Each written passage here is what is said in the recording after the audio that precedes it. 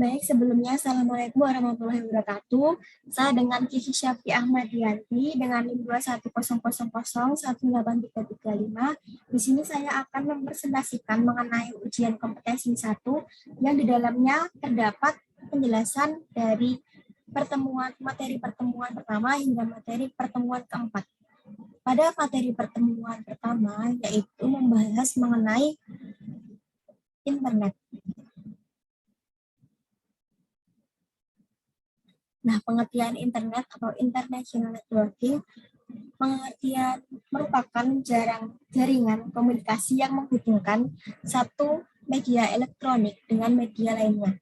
Untuk standar teknologi pendukung yang digunakan secara global yaitu Transmission Control Protocol atau Internet Protocol disingkat TCP atau IP. TCP atau IP ini merupakan protokol pertukaran paket switching communication protocol yang dapat digunakan untuk miliaran lebih pengguna yang ada di dunia. Sementara itu, istilah internet working yaitu cara atau proses untuk menghubungkan rangkaian internet serta penerapan aturannya yang telah disebutkan dari pengertian di atas. Nah, untuk sejarah internet sendiri atau internet networking ini dimulai pada tahun 1960 pada Departemen Pertahanan Amerika Serikat. Melalui Advanced Research Project Agency atau ARPA merintis suatu sistem jaringan bernama ARPANET. Berbagai sumber menyebut ini adalah awal mula kemunculan internet, teknologi berbasis internet yang ada dan kita gunakan sampai saat ini. Di ARPANET ini merupakan asal mula sebelum terbentuknya teknologi internet. Pada tahun 1980-an, barulah internet mulai digunakan oleh kalangan terbatas, serta menjalankan fungsinya dengan cara menghubungkan berbagai kampus universitas, khususnya pada kampus atau universitas yang berada di daerah Amerika Serikat. Untuk sejarah lebih lanjutnya terdapat di pada slide ini, yaitu protokol standar dari TCP atau IP sendiri mulai dipublikasikan pada tahun 1982. Adanya nama domain juga sudah mulai digunakan 4 tahun setelahnya, berarti pada tahun 1984. Kemudian National Science Foundation Network atau NSFNet berdiri dan mulai dikembangkan pada tahun 1986. Nah, NSFN ini adalah yang menggantikan tugas dari ARPANET sebagai suatu wadah riset terkait di Amerika Serikat. Jadi, ARPANET digantikan oleh National Science Foundation Network pada tahun 1986. ARPANET diturunkan pada tahun 1990.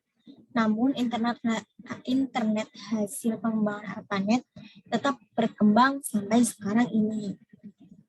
Informasi yang bisa dimiliki lewat internet hanya informasi yang berbasis teks. Lalu pada tahun 1990, layanan sejenis berbasis tampilan grafis yaitu WWW atau lebih dikenal dengan World Wide Web mulai dikembangkan oleh John. Pada tahun 1993, NIC pun didirikan supaya bisa melayani pendaftaran nama domain dari publik sekitar pada tahun 1994. Kemudian internet mulai masuk ke negara kita, yaitu negara Indonesia. Untuk slide ini yaitu mengenai aplikasi dan layanan internet. Yang pertama yaitu ada WWW. Web merupakan salah satu media untuk mengakses informasi berupa teks, gambar, suara, film, dan lain-lain. Selain dari WWW tersebut, jenis website dibagi menjadi dua, yaitu berbasis halaman atau page, web yang dinamakan dengan web statis, dan berbasis data atau dinamakan dengan web dinamis. Kemudian contoh aplikasi atau layanannya yaitu ada internet, yaitu electronic mail atau email, kemudian telnet, kemudian file transfer protocol, kemudian Gopher, kemudian chat, dan yang terakhir Newsgroup. Nah, untuk selanjutnya adalah perkembangan web. World Wide Web atau lebih dikenal dengan WWW ini merupakan suatu ruang informasi di mana sumber daya yang berguna diidentifikasi oleh pengenalan global yang disebut dengan Uniform Resource Identity atau URL. WWW bukan termasuk dalam internet, tetapi merupakan jaringan yang terbesar dan terpopuler di internet. Dengan WWW kita dapat masuk atau surfing ke berbagai webpage menggunakan bahasa khusus yaitu disebut dengan Hypertransfer Protocol atau HTTP. Nah, untuk perkembangan web sendiri dimulai pada tahun 1991 oleh Sir Timothy John atau Tim Berners-Lee. Tujuan dari dibuatnya website yaitu sebagai alat untuk tukar-menukar data dan memberikan informasi kepada para peneliti. Jadi pada saat itu pengertian dari website hanya sebatas tukar-menukar informasi. Untuk website dipublikasikan setelah adanya pengumuman dari JAM di tanggal 30 April 1998. JAM juga menyebutkan website dapat digunakan secara gratis oleh semua orang. Pengertian dari website saat ini sudah masuk ke publik karena bisa digunakan oleh semua orang kapanpun dan dimanapun. Nah, untuk pertemuan pertama ini terdapat tugas yaitu pendaftaran GitLab.com. Nah, sebelum mendaftar pada akun GitLab, tentunya kita harus mengetahui terlebih dahulu tentang GitLab.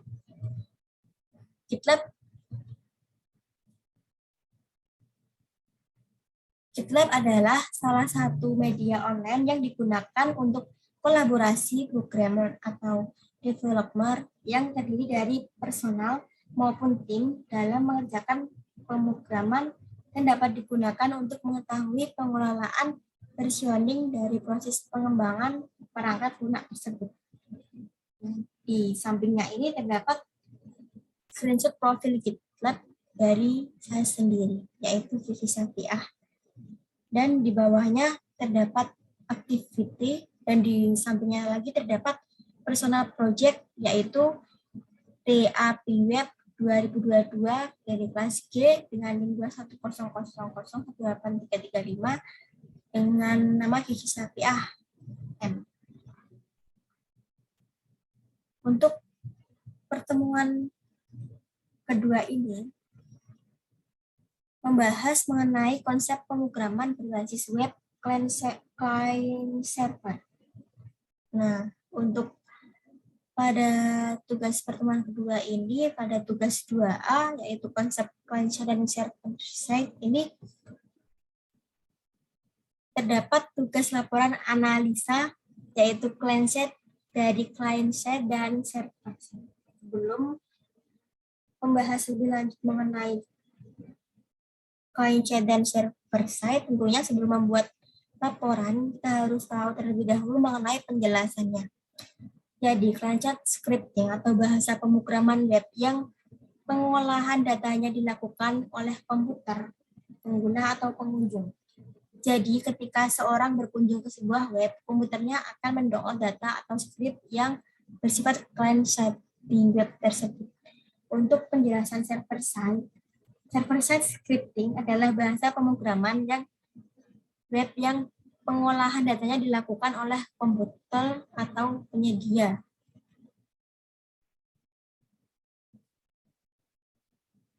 Bedanya yaitu kalau di client side ini dilakukan oleh komputer pengguna atau pengunjung, sedangkan server side ini dilakukan oleh komputer server atau penyedia. Di sampingnya ini terdapat tugas analisa yang terdiri dari tabel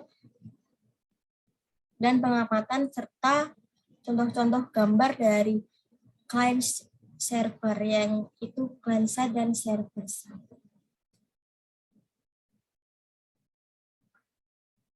Untuk pertemuan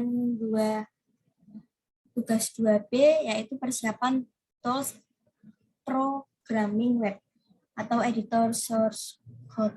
Nah, untuk penjelasan tools programming web, di sini saya menggunakan editor Visual Studio Code. Nah, pada tugas ini menggunakan tools programming web yaitu Visual Studio Code atau VS Code, merupakan sebuah teks editor ringan dan handal yang dibuat oleh Microsoft untuk sistem operasi multi-platform, artinya tersedia jika untuk versi Linux, Mac, dan Windows. Untuk di sampingnya merupakan screenshot tugas laporan persiapan tools programming web atau editor source.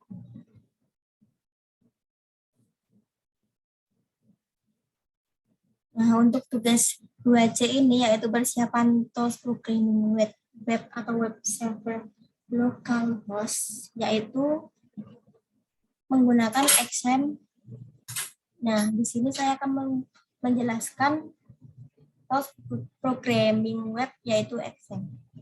Nah, definisinya sendiri merupakan perangkat lunak berbasis web server yang bersifat open source, bebas, serta mendukung di berbagai sistem operasi, baik Windows, Linux, atau Mac, atau OS, atau SAM, juga digunakan sebagai standalone server berdiri sendiri atau bisa disebut dengan localhost. Hal tersebut memudahkan dalam proses pengeditan desain dan pengembangan aplikasi. Di sampingnya ini adalah tampilan dari XAMPP sendiri.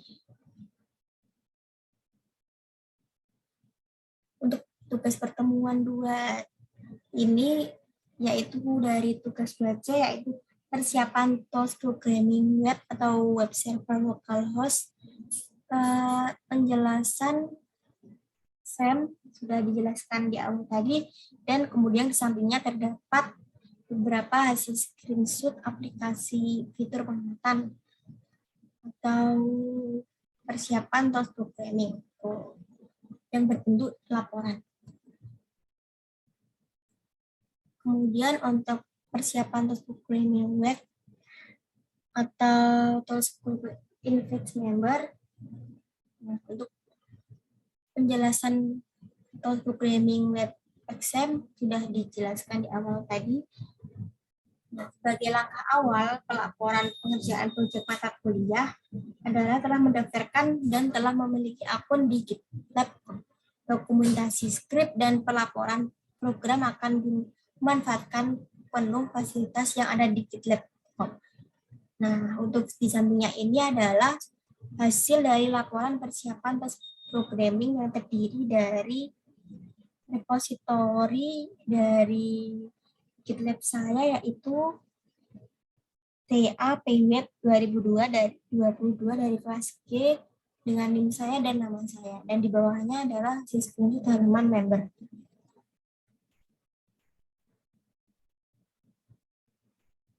Untuk tugas pertemuan 2E ini yaitu pemasangan Git client di laptop atau plugin Git di editor. Untuk persyaratan pengerjaannya yaitu melalui browser dengan login di gitlab.com dan kelola project dari dashboard yang disediakan. Kemudian melalui komen biasa digunakan command prompt dengan perintah-perintah basis teks, khususnya melalui aplikasi client Git yang sudah cukup banyak di internet. Nah, kemudian di samping ini yaitu pemasangan Git client di laptop atau plugin Git di editor. Di laporan ini terdapat hasil screenshot tampilan dashboard aplikasi project yang telah terhubung dan halaman pendukung lainnya dan yang telah di-clone. Di bawahnya lagi terdapat penjelasan singkat software prop.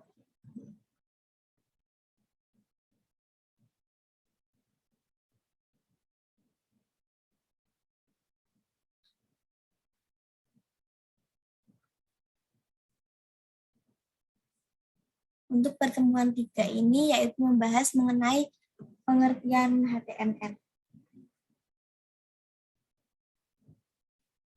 Nah, di sebelum mengerjakan tugas pastinya kita harus mengenal terlebih dahulu pengertian HTML.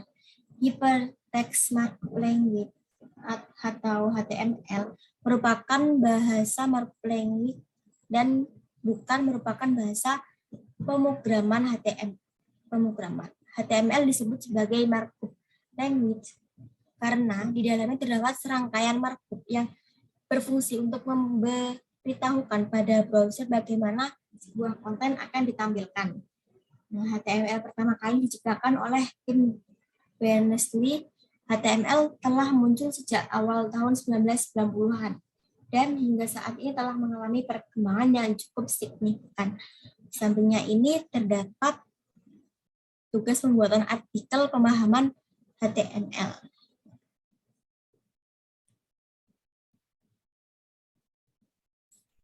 Nah, untuk tugas 3A ini yaitu pemahaman HTML.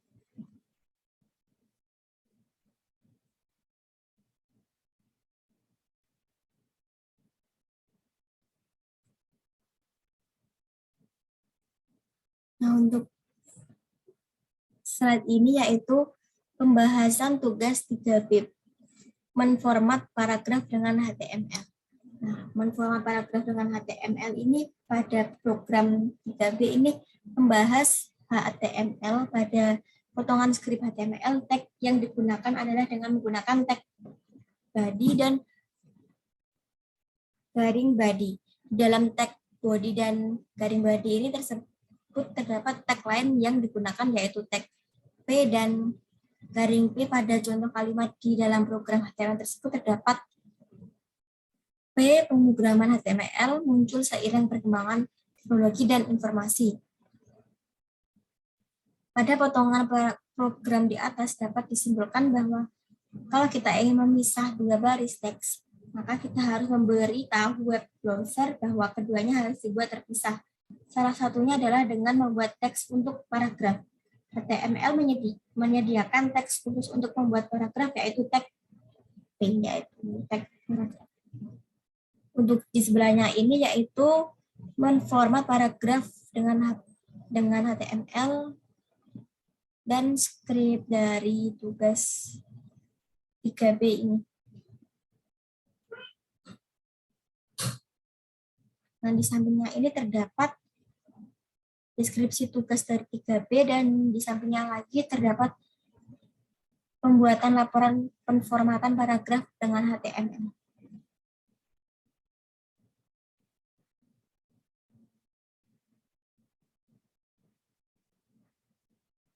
Untuk tugas 3C ini yaitu penyetakan font huruf dengan HTML. Pencetakan font huruf dengan HTML. Nah, di sini ada beberapa metode untuk menebalkan, memiringkan, dan memberi garis bawah teks program HTML. Namun, umumnya dengan memanfaatkan tag emphasis atau penekanan yang terdiri dari dua tag, yaitu EM untuk memiringkan teks, strong untuk menebalkan teks. Namun, selain menggunakan tag tersebut, kita juga bisa menggunakan tag I atau italic, kemudian untuk memiringkan huruf bisa menggunakan I itu italic untuk memiringkan huruf, kemudian B untuk menebalkan huruf atau teks program, dan tag U untuk memberikan garis bawah pada teks. Nah, di samping ini terdapat hasil dari skrip HTML yang dibuat. Nah, di samping ini terdapat tugas 3C, yaitu penyetakan font huruf dengan HTML. Di sampingnya ini adalah laporan terkait pencetakan font huruf dengan HTML yang terdiri dari penempatan file, kemudian hasil screenshot posisi file di folder project GitLab, kemudian ada hasil luaran, dan penyimpanan folder lokal, dan modifikasi penambahan kalimat-kalimat tertentu. Nah, di tugas 3D ini membuat tugas mengenai pangkat atas dan pangkat bawah dengan HTML. Untuk teks pangkat atas dan bawah dengan HTML ini ada beberapa metode untuk menambahkan pangkat atas atau bawah program HTML. Pada umumnya dengan memanfaatkan tag perpangkatan yang terdiri dari 2 tag, yaitu sub untuk memberikan pangkat pada bawah memiliki pasangan, yaitu garing sub. Kemudian yang kedua yaitu sub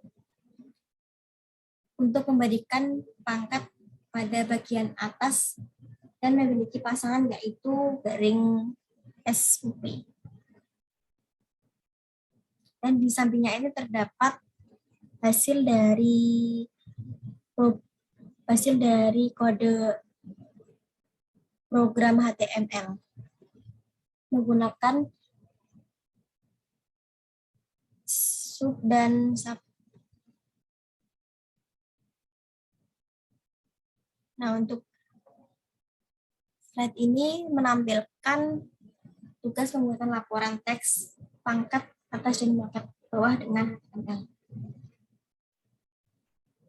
Untuk tugas 3E yaitu tag ganti baris. Nah, untuk tag ganti baris ini selain tag paragraf untuk membuat paragraf baru, cara lain untuk memisahkan teks-teks menjadi baris yang berbeda adalah dengan menggunakan tag break. Nah, jika kode HTML tersebut ditampilkan pada jendela browser, maka hasilnya hampir sama dengan penggunaan tag paragraf. Namun, pemisahan baris menggunakan tag break ini tidaklah dimaksudkan untuk membuat paragraf baru. Tag break ini hanya sekedar berfungsi untuk membuat baris baru saja. Di sampingnya ini terdapat pemanfaatan dari tag break ini. Untuk slide selanjutnya ini terdapat hasil dari screenshot pembuatan laporan tag ganti baris. Tugas 3F yaitu tag font di HTML. Nah, untuk tag font di HTML ini pada bagian terdapat beberapa tag, yaitu yang pertama tag untuk mengubah font tampilan yaitu dengan tag font size.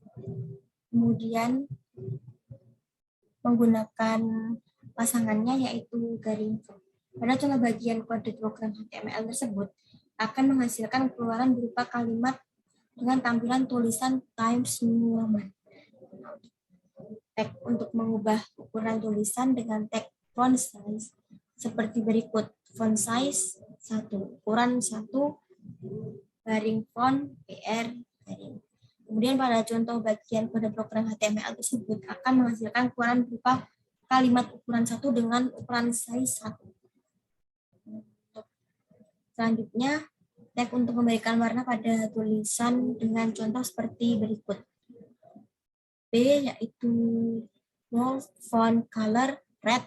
Ini adalah warna red font.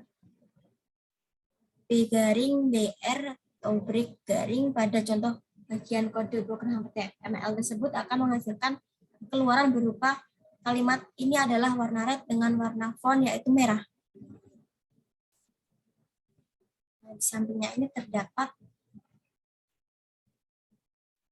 kode dari HTML untuk pembuatan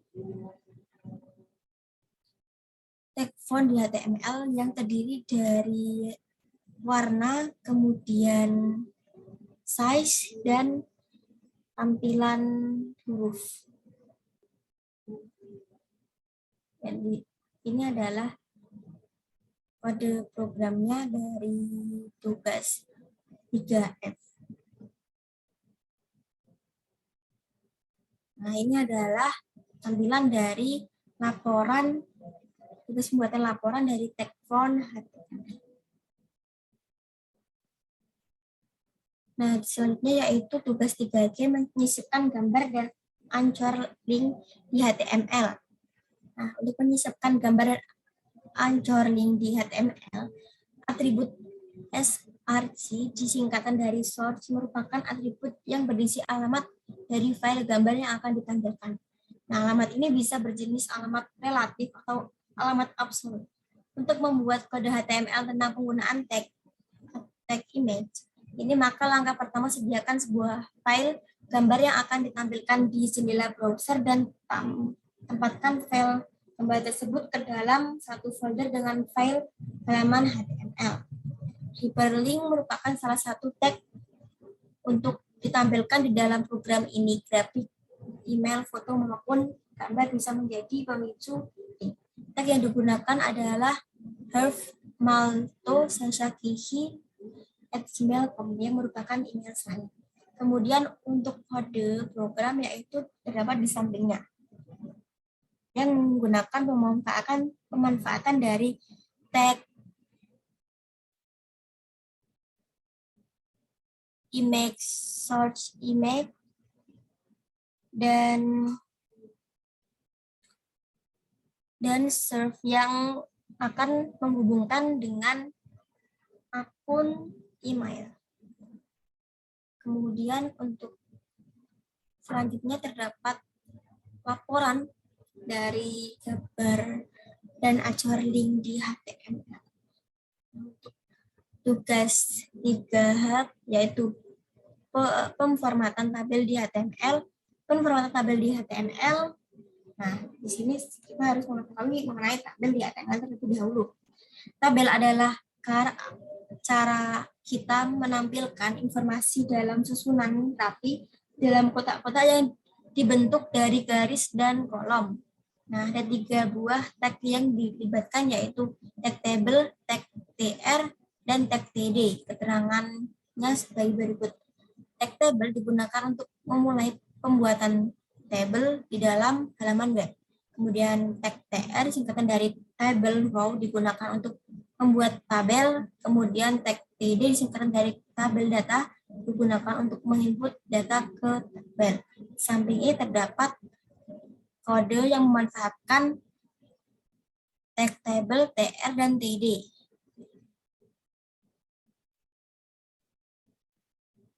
Nah, ini merupakan hasil dari laporan pemformatan tabel di HTML. Kemudian untuk tugas 4 yaitu form dan div. Untuk pemformatan form di HTML, tag form atau elemen form berfungsi untuk mendefinisikan form interaktif. Elemen ini mempunyai atribut yaitu action dan method.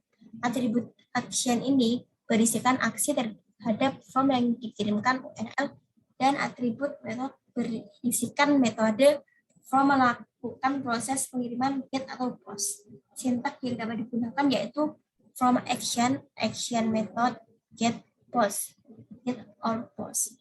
Kemudian isi form merupakan elemen-elemen form dan deskripsi atau label form atau kemudian di bawahnya yaitu menggunakan penutup yaitu garing form. Di samping ini terdapat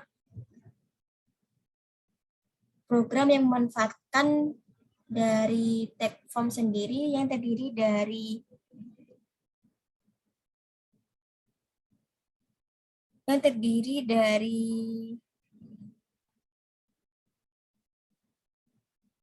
tag form dan di sampingnya akan kita bahas lebih lanjut. Nah, di sampingnya ini kita membahas mengenai div. Tag div mendefinisikan sebuah pembagian atau pengelompokan dalam sebuah dokumen HTML. Elemen div sering digunakan sebagai wadah kontainer. Untuk elemen HTML lainnya untuk penata elemen HTML. Div juga sering dikolaborasikan dengan CSS atau untuk melakukan tugas tertentu dengan JavaScript. Biasanya tag ini digunakan untuk pengelompokan bagian header, konten, sidebar, footer, dan lainnya secara terpisah namun dalam satu tampilan tertentu. Di sampingnya ini terdapat kode program yang memanfaatkan tag form dan div. Nah, di sini tag formnya terdiri dari label dan input. dan penggunaan div. Di samping ini terdapat tampilan dari pemanfaatan div sendiri, div dan form sendiri, dan penjelasannya dan pembuatan laporannya. Nah, sekian presentasi dari saya, kurang lebihnya saya mohon maaf. Wassalamualaikum warahmatullahi wabarakatuh.